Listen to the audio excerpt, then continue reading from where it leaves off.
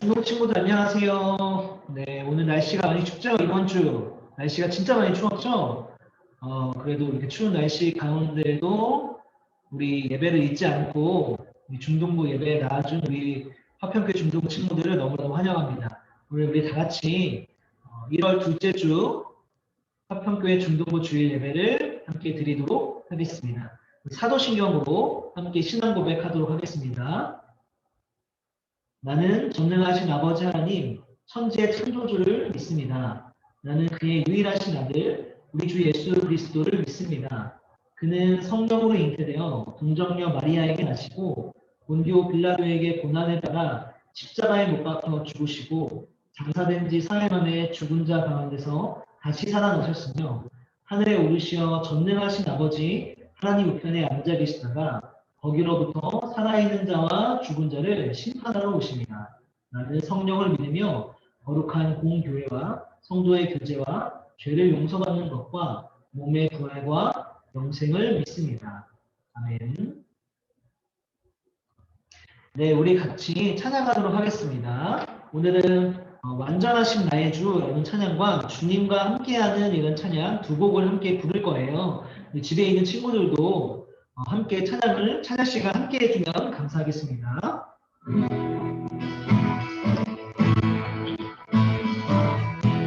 완전하신 나의 주, 완전하신 나의 주, 그의 길로 날 인도하소서. 다시 모든 주의 영광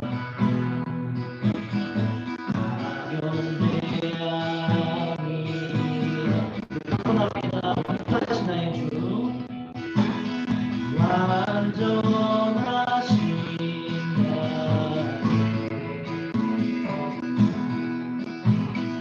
그의 길로 날 인도하소서. 다시 모든 주의 영광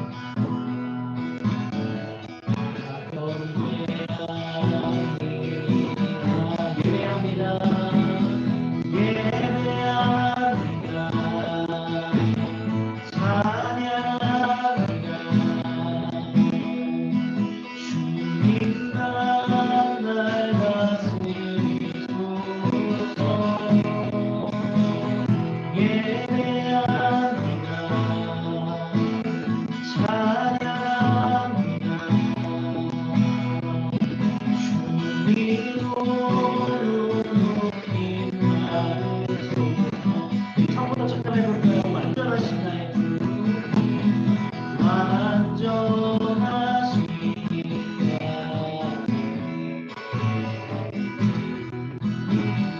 그의 길로 날 인도하소서. 다시 모든 주의 영광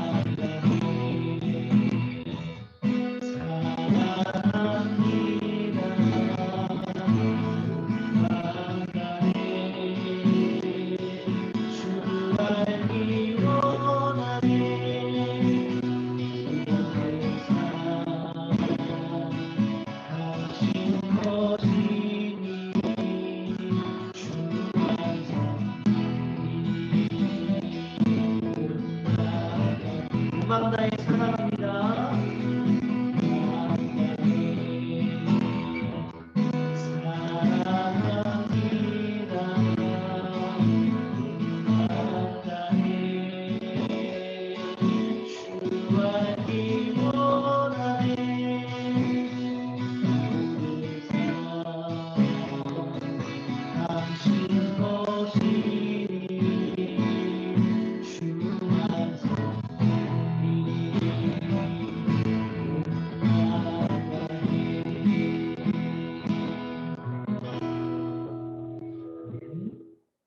오늘은 우리를 대표해서 김린 학생이 대표로 기도해 주도록 하겠습니다. 우리 김린 학생은 우리 준비가 되면은 음소거를 풀고 기도해 주시면 감사하겠습니다.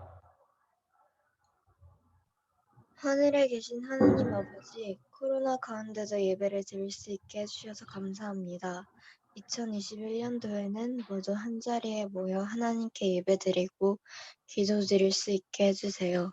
한 주 동안 지은 죄가 있다면 용서해 주시고 하나님께서 원하시는 방향으로 나아가는 저희가 될 수 있도록 해주세요. 다음 한 주간도 보살펴 주시고 예배를 전하시는 목사님께 축복 더하여 주세요. 예수님 이름으로 기도드립니다. 아멘. 네, 감사합니다. 오늘은 그리고 우리 함께 지금은 이제 말씀을 읽어볼 건데요. 오늘 말씀은 누가복음 3장 3절부터 9절 말씀입니다. 오늘 우리를 대표해서 읽어줄 친구는 김민준 학생이에요. 우리 민준이 준비가 되면은 문서를 풀고 말씀을 읽어주면 감사하겠습니다.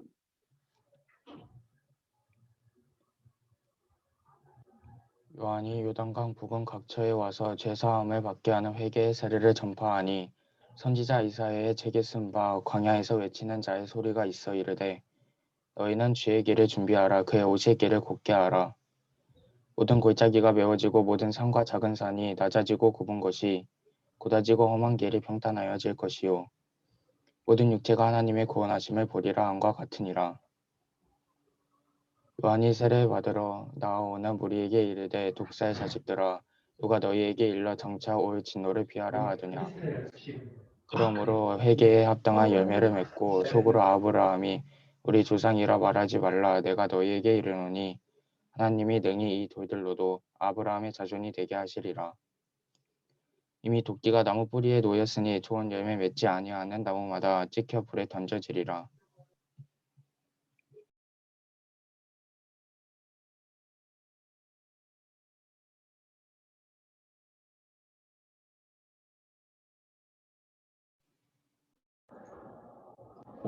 네, 감사합니다.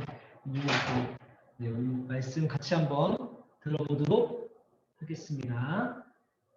네, 화면 공유 제가 가져갈게요.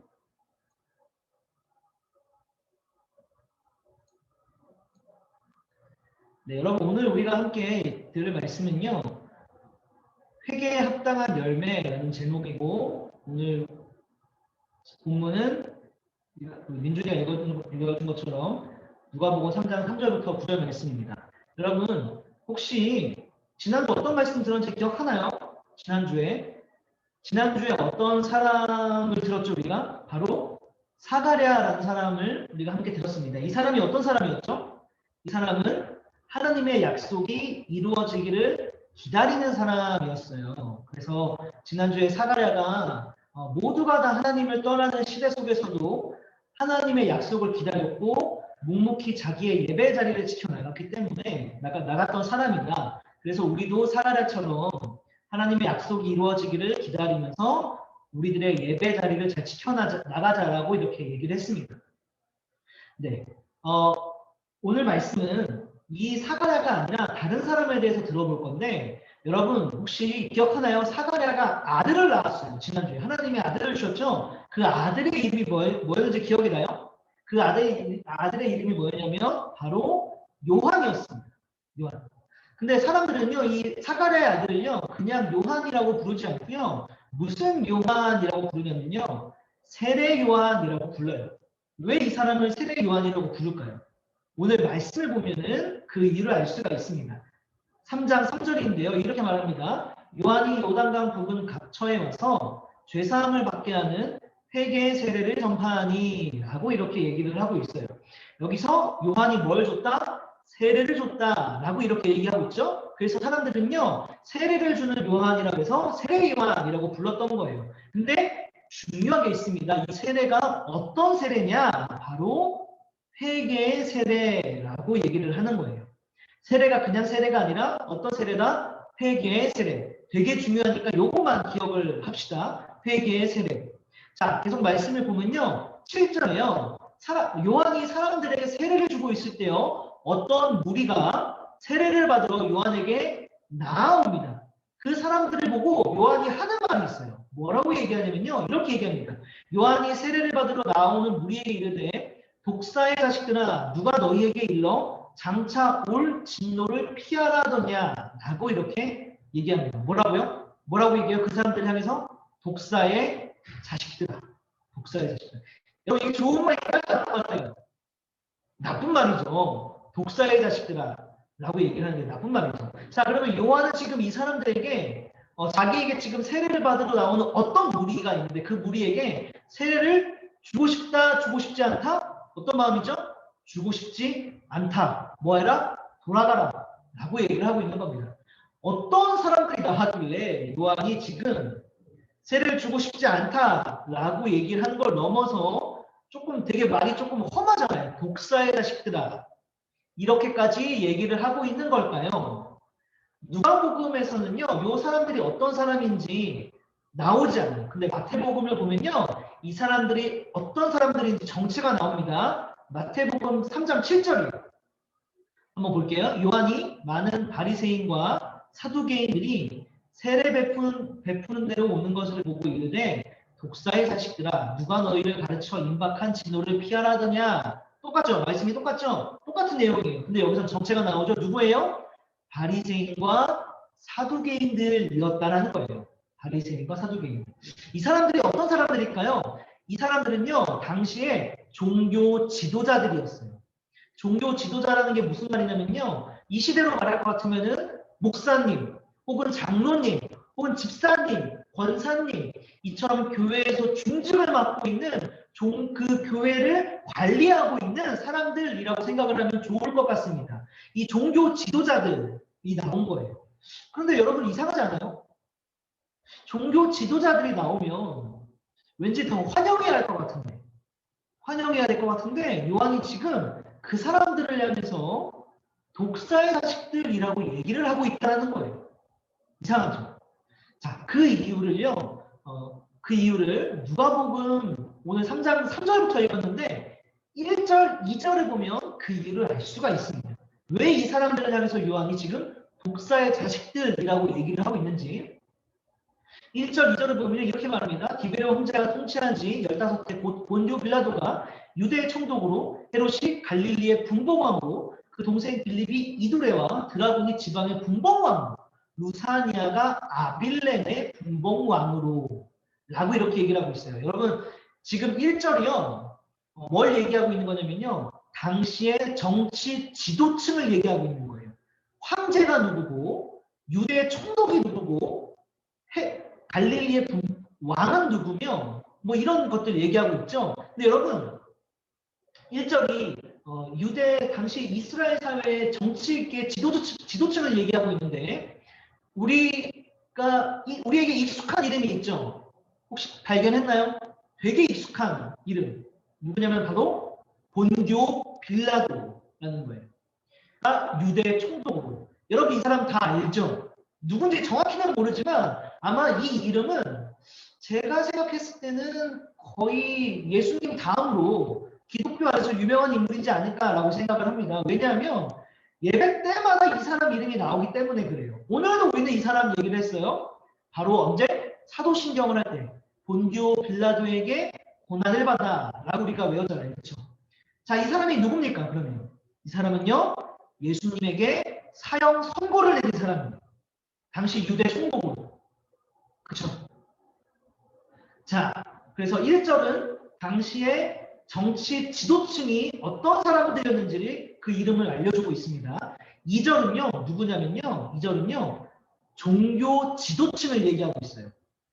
2절에 안나스와 가야바가 대제사장으로 있을 때라고 얘기합니다. 누구요? 안나스와 가야바가 대제사장으로 있었다고 얘기합니다. 이 사람들은 누굴까요? 이 사람들은 누군지 요한복음 18장을 보면 알 수가 있는데요. 요한복음 18장으로 가봅시다. 이렇게 얘기합니다. 이에 군대와 천부장과 유대인의 아랫사람들이 예수를 잡아 결박하여 먼저 안나스에게로 끌고 가니 안나스는 그 해에 대제사장인 가야바의 장인이라. 가야바는 유대인들에게 한 사람이 백성을 위하여 죽는 것이 유익하다고 권고하던 자로라. 라고 이렇게 얘기를 합니다. 여러분 여기서 아까 누가복음 3장 2절에서 나왔던 안나스와 가야바가 그대로 나옵니다. 안나스와 가야바가 나옵니다. 자, 이 사람들이 누굽니까? 대제사장인데요. 둘의 관계가 뭐죠? 안나스와 가야바가 서로 장인과 사위 관계이고요. 장인과 사위 관계. 장인과 사위 관계. 근데 이 사람들이 했던 일이 있어요. 무슨 일을 했습니까? 바로 예수를 잡아 결박하여. 사람들이 예수님을 잡아서 안나스에게로 끌고 온 겁니다. 끌고 온 거예요. 그리고 그의 장인인 가야바는요, 뭐라고 주장을 했냐면요, 한 사람이 백성을 위하여 죽는 것이 유익하다라고 주장을 했어요. 무슨 말이냐? 예수님을 사형시켜야 된다라고 주장했던 사람들이 당시의 대제사장인 안나스와 가야바라는 거예요. 이해돼요? 그러면요, 다시 여기로 오면요, 우리는요, 사도신경에서요, 예수님에게 사형 선고를 내린 사람을 본디오 빌라도라고 고백을 하는데요. 사실 본디오 빌라도는요, 그저 예수님에게 사형 선고를 내린 사람에 지나지 않습니다. 예수님에게 어떤 압박 정도 있지 않아요. 그냥 유대 총독일 뿐이에요. 예수님을 사형시켜야 한다고 빌라도에게 사주한 사람들이 있어요. 그 사람들이 누구냐면은 당시의 대제사장이었던 안나스와 가야바라는 겁니다. 이 사람들이 빌라도를 찾아가서 예수를 잡아서 빌라도 앞으로 끌고 간 다음에 예수님을 죽여야 한다고 주장한, 사주한 사람들인 겁니다. 그래서 빌라도가 사형 선고를 내린 거예요. 이 이야기를 왜 하냐? 1절, 2절에서 보여주고 있는 게 있어요. 뭘 보여주고 있습니까? 정치계와 종교계가 지금 같이 결탁해서 부패해 있다라는 거예요. 여러분, 정치계는 지금 이 정치 지도층이 이스라엘 사람들인가요? 로마 사람들인가요? 지난주에 얘기했죠. 이스라엘이 지금 로마의 식민 지배를 받고 있다고. 정치계가 타락했습니다. 그렇죠? 그럼 종교계는 깨끗하냐? 아닙니다. 종교계는요, 대제사장. 가장 하나님을 사랑하고 하나님을 알아야 할 사람들이요, 하나님의 아들이 예수님을 알아보지를 못합니다. 그 예수님은 어떻게 해요? 죽여야 한다고 주장하는 겁니다. 종교계가 타락해 있어요. 부패해 있어요. 종교계도 부패해 있고 정치계도 부패해 있는데 이 둘이 어떻게 있다? 연루되어 있다. 연관되어 있다. 둘이 같이 쿵짝으로 같이 썩어 있다라는 겁니다. 둘이 합작해서 백성들의 피를 쪽쪽 빨아먹고 있다라는 거를 지금 1절, 2절을 통해서 누가가 보여주고 있는 거예요. 자, 그러면은 다시 아까 우리가 봤던 요한 이야기로 돌아가 봅시다. 요한이 왜 자기에게 세례를 받으러 나오는 물이 누구였습니까? 바리새인과 사두개인들, 누구라 그랬죠? 종교 지도자들이라 그랬죠? 왜 그 사람들을 향해서 독사의 자식들아라고 얘기했는지 이해할 수가 있는 거예요. 이해할 수 있는 거예요. 독사의 자식들이라고 얘기를 했는지 이해할 수가 있는 겁니다. 썩어 있었기 때문에, 부패 있었기 때문에. 근데 이것만은 50%예요. 하나 더 이유가 있습니다. 단순히 나쁜 사람들이 와서 독사의 자식들아라고 욕을 했구나 라고 생각하면은 100% 이해한 건 아니에요. 하나 이유가 더 있습니다. 뭐냐면요. 이 사람들이 세례를 받으러 나온 이유가 부정하기 때문에 그래요. 뭐라고요? 이 사람들, 지금 바리새인과 사두개인들이 세례를 받으러 요한 앞에 나왔는데 그 마음의 동기가 불순하기 때문에 그래요. 동기가 불순하기 때문에. 어디서 그걸 알 수가 있냐면요. 지금 요한이 뭐라고 얘기하고 있냐면은 독사의 자식들아, 그 뒤에 말, 누가 너희에게 일러 장차 올 진노를 피하라 하더냐라고 얘기를 하고 있어요. 무슨 말이냐면요. 지금 이 사람들이 세례를 받으러 나온 동기가 이 말 안에 담겨 있는 거예요. 이 사람들은요, 세례를 왜 받으러 나왔냐면요. 하나님으로부터 진노를 받고 싶지 않아서 라는 거예요. 하나님으로부터 진노는 받고 싶지 않고 천국을 가고 싶어서 세례를 받으러 나온 겁니다. 이해돼요? 무슨 말인지? 이 사람들이 세례를 받기 위한 동기가 세례를 받으면은 하나님의 진노를 피할 수 있고 저거를 받으면 천국을 갈 수 있을 거라 생각하는 거예요. 이 종교 지도자들은. 여러분 정말 그럴까요? 정말 그럴까요?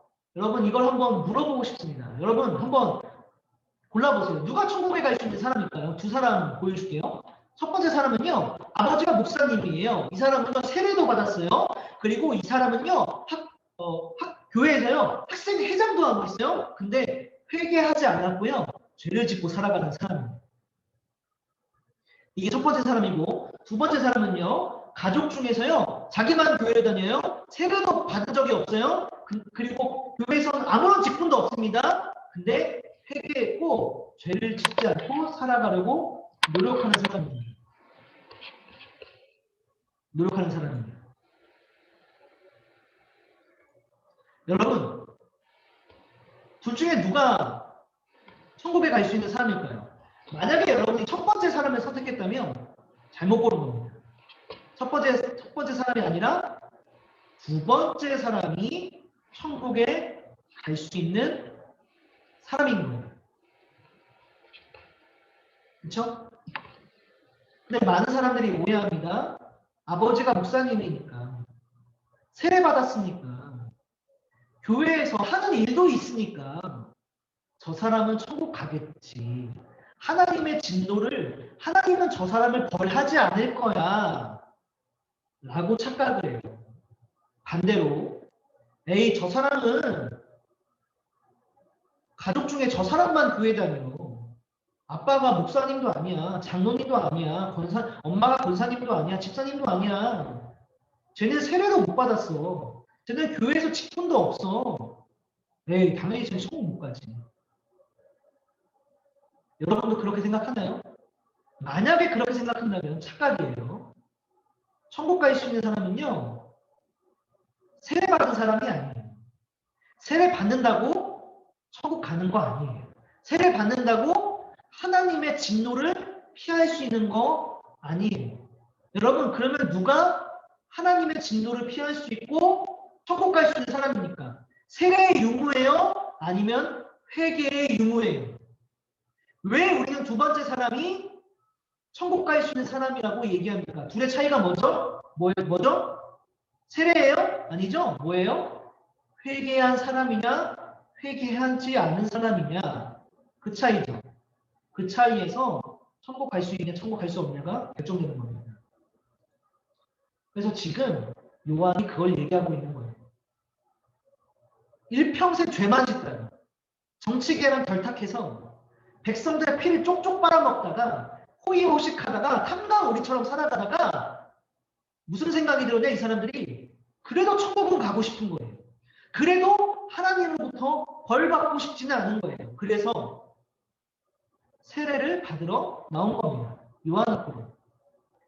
요한이 그거를 지금 지목하고 있는 거예요. 독사의 자식들아 누가 너희에게 일러 장차 올 진노를 피하라 하더냐 라고 지금 그 사람들의 실체를 낱낱이 드러내고 있는 겁니다.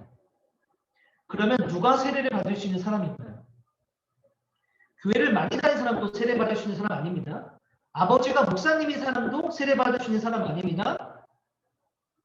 헌금을 많이 냈다고 해서 세례받을 수 있는 사람 아닙니다. 그러면 누가 세례받을 수 있는 사람일까요? 요한은 누구에게 세례를 주고 싶은 걸까요? 아까 목사님이 요한이 세례 요한이라고 불렸는데 그 세례가 무슨 세례라고 알려줬습니다. 무슨 세례? 무슨 세례?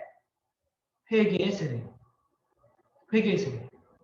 8절에 그 사람이 나옵니다. 요한이 얘기해요. 그러므로 회개에 합당한 열매를 맺고 그러므로 회개에 합당한 열매를 맺고 뭐예요? 회개한 사람만이 세례를 받을 자격이 있는 거예요. 더 정확히 말하면요. 죄를 뉘우치고 죄를 짓지 않으려고 노력하는 태도를 가진 사람이 세례받을 수 있는 자격이 있는 사람입니다.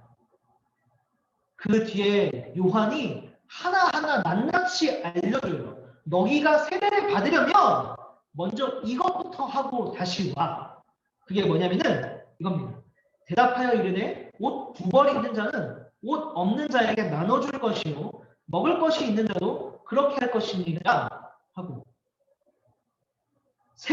세리들은요 당시에 세금을 걷던 사람들인데 이 사람들은 정해진 세금보다 더 과하게 세금을 걷어서 자신들의 부를 늘리던 사람들이었습니다. 그 사람들에게는 너네도 세례받고 싶어? 그러면 너네는 먼저 이것부터 하고 와 라고 합니다. 뭡니까? 부과된 것 외에는 거두지 말라.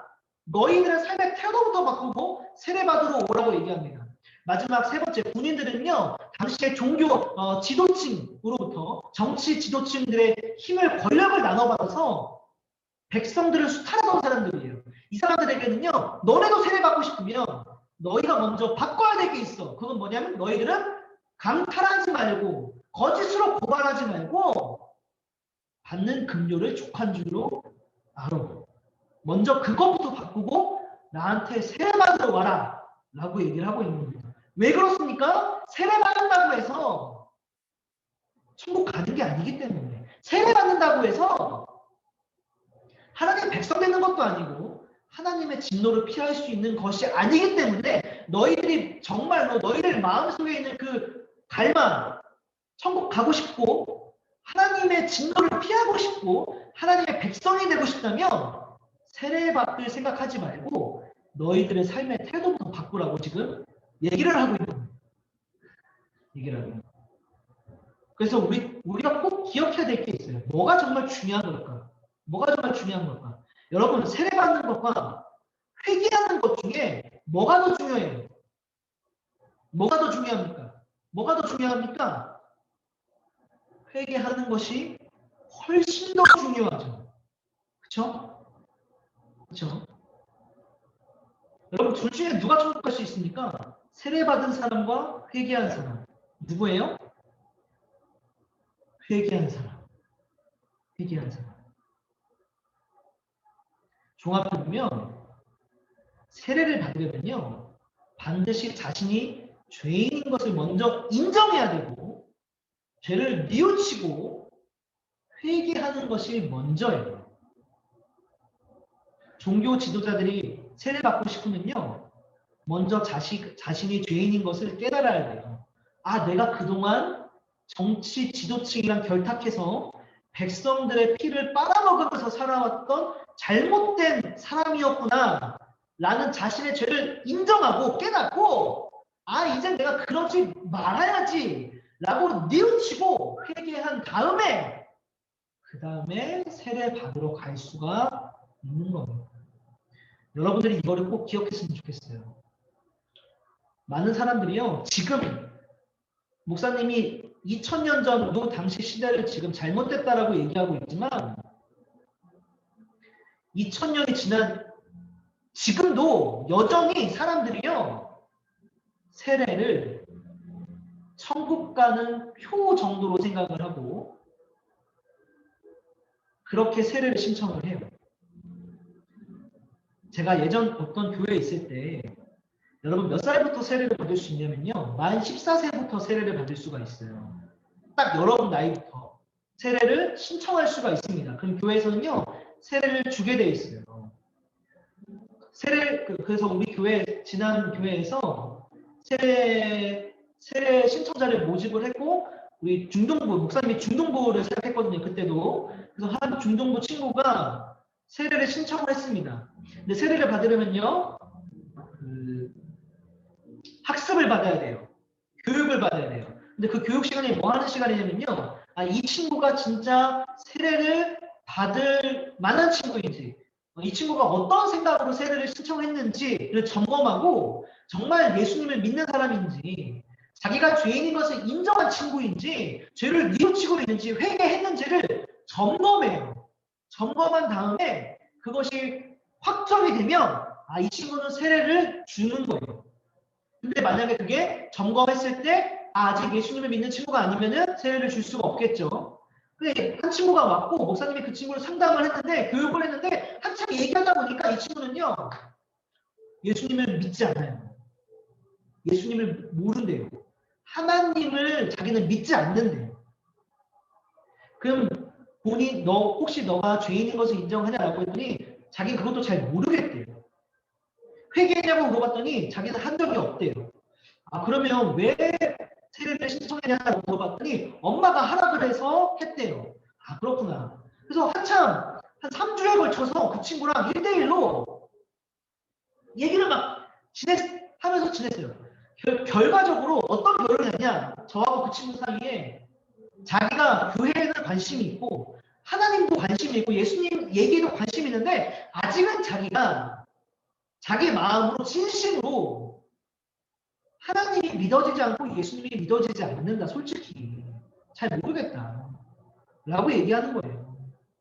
그래서 나는 괜찮다고 얘기해줬어요. 솔직하게 얘기해줘서 오히려 더 고맙다고, 괜찮다고. 더 고마운 거는 그래도 너 마음속에 하나님과 예수님을 향한 관심이 있다라는 게 너무나도 긍정적인 것으로 보인다는 라고 얘기하면서, 결과적으로 그 친구도 자기는 아직 세례를 받을 때가 아닌 것 같다. 자기 솔직히 얘기했을 때 세례를 받을 때가 아닌 것 같다라고 얘기했어요. 이거 지금 요 밑줄 치는 거 이거 다른 사람 화면에 나오거든요. 이거 하지 말아주세요. 이거 누가 하는 거죠? 인영아, 황인영, 요거 하지 마세요.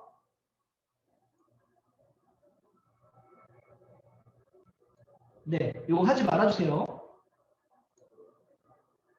병현이 되고 하지 마세요. 네. 그래서 그 친구하고 잘 얘기하고 그 친구하고 약속했어요. 앞으로 자기가 교회를 다녀보면서 하나님과 예수님에 대해서 좀 더 적극적으로 알아가 보겠다. 그리고 나중에 더 알게 된 다음에 내가 그때 예수님을 정말 진심으로 믿게 된 다음에 내가 그때 다시 내 의지로 세례를 신청하겠다라고 하고 그렇게 끝냈습니다. 근데 그렇게 하고 돌려보냈는데 전화가 왔어요. 누구한테 전화가 왔냐면은 그 친구 부모님에게 전화가 왔어요. 왜 우리 애 세례를 안 주냐고 하시더라고요. 얘기를 했죠. 그래서 아직 그 친구가 하나님을 모르고 예수님을 모릅니다. 어머니. 아직은 세례를 받을 때가 아닌 것 같습니다. 라고 얘기했더니 그 친구 부모님이 굉장히 불만을 표시하셨어요. 그래도 세례를 줬으면 좋겠다. 라고 얘기를 하시더라고요. 한참 얘기했고, 세례가 아무런 효력이 없다는 것도 얘기 드렸고, 세례가 무슨 마법 같은 능력이 있는 것도 아니고, 세례는 반드시 회개한 사람만 받을 수 있는 거고, 아직 그 친구는 그러지 않았고, 그래도 어머니, 그래도 긍정적인 거는 그 친구가 교회를 싫어하지도 않고 교회를 좋아하고 하나님과 예수님에게 관심도 있습니다. 알아가고 싶다라고 얘기합니다. 라고 이렇게 얘기했는데도 그래도 자기 자식은 세례를 받았으면 좋겠다라고 얘기를 하더라고요. 결과적으로 세례는 주지 않았습니다. 여러분, 왜 이 부모님은 자기 자녀가 세례를 받았으면 싶은 걸까요? 왜 그랬을까요? 왜 그랬을까요? 잘 모르겠습니다. 제가 그 부모님이 아니니까. 근데 아마 오늘 요한 앞으로 나오는 종교 지도자들의 마음과 비슷하지 않았을까 추측을 해보고, 세례를 받아야만 자기 자녀가 하나님의 백성이 된다라고 착각하지 않았을까라고 싶고, 세례를 받으면 내 자녀가 하나님을 믿게 되지 않을까? 라고 생각했을지도 모르고, 세례를 받아야 내 자녀가 천국에 갈 수 있을 거라고 생각하지 않았을까 싶어요. 그렇습니까? 안 그렇습니까? 그래요? 안 그래요? 그래요? 안 그래요? 아까 우리가 봤죠? 세례 받은 사람이 천국 갑니까? 회개한 사람이 천국 갑니까? 회개한 사람. 세례 받아도 천국 못 갑니까? 세례 받는다고 해서 천국 가는 게 아니에요. 회개해야만 천국 가는 겁니다. 하나님의 진노를 피할 수가 있는 거예요. 우리 친구들이 이거를 잊지 않았으면 좋겠어요. 우리 친구들도 이제 만 14세니까 이제 교회에서 세례자를 모집할 때 신청할 수가 있어요. 그때 여러분 누가 시킨다고 신청하지 마세요. 그렇게 하는 거 아니에요. 아무 의미가 없어요. 그런 거. 받으라고 누군가 얘기한다면 본인이 직접 스스로 내가 예수님을 정말 믿고 있는지, 본인이 직접 스스로 내가 회개했는지를 한번 물어보세요. 자기 스스로에게. 아, 나 예수님 정말 믿고 있나? 아, 나 예수님 믿어서 죄를 뉘우쳤나? 라고 한번 직접 물어보고 그 질문에 나는 그런 것 같다. 나는 예수님을 믿고 있어. 아, 나는 죄를 회개했어. 라는 생각이 든다면은 그때 신청해도 늦지 않아요. 세례는 언제 받아도 상관없어요. 어렸을 때 받아야만 하는 것도 아니에요. 나이 들어서 받아도 상관없습니다. 아무런 상관없어요. 저 그러다 세례 못 받고 죽으면 어떡해요? 상관없어요. 그래도 예수님 믿었으면, 회개했으면 천국 갑니다. 그러니까 여러분,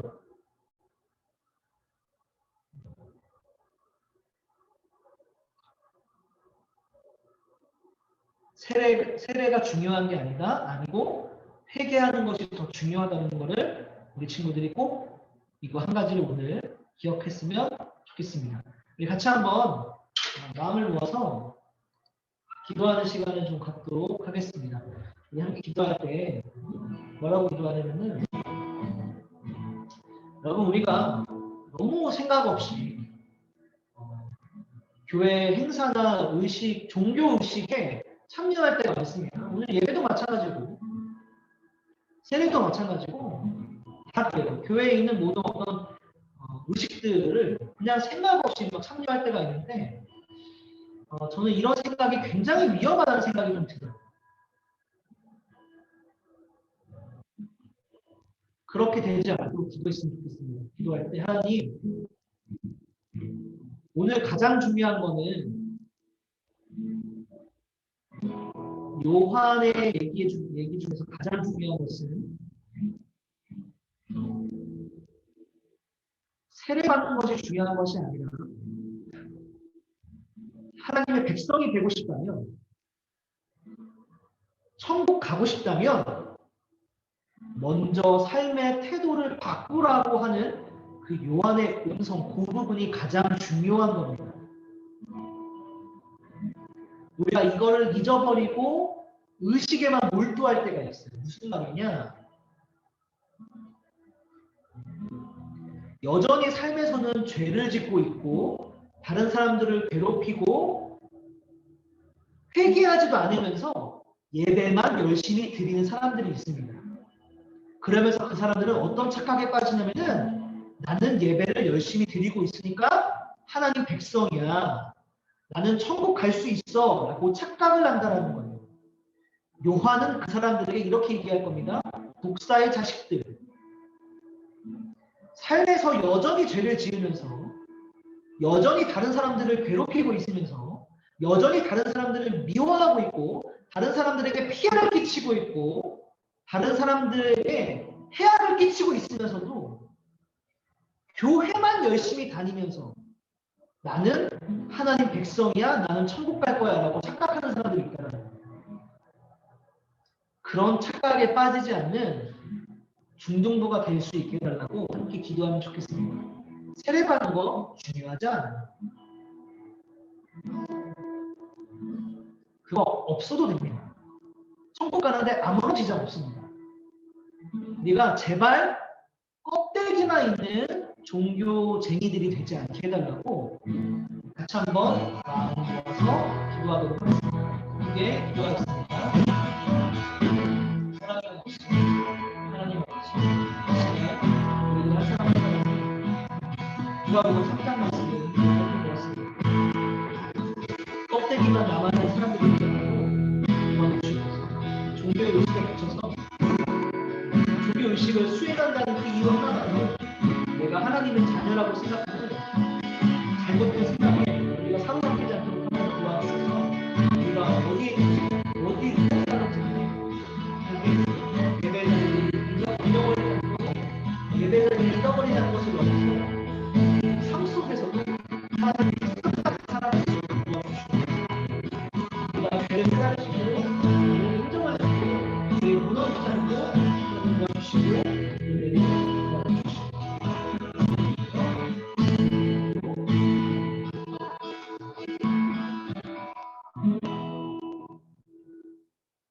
사랑과 은혜가 충만하신 하나님 아버지, 오늘 우리가 함께 누가복음 3장 말씀 세례 요한 이야기를 함께 나누었습니다. 하나님, 여전히 삶 속에서는 죄를 짓고 있으면서 그저 하고 있는 것이라고는 예배밖에 없는 사람들이, 제사밖에 없는 사람들이 하나님 천국은 가고 싶어서, 하나님 백성이 되고 싶어서 요한 앞으로 세례를 받으러 나오는 모습을 보았습니다. 요한은 그 사람들을 보면서 목사의 자식들이라고 비난했고, 세례를 받고 싶다면 먼저 돌아가서 삶을 바꾸고 고치고 돌아오라고 그렇게 이야기했습니다.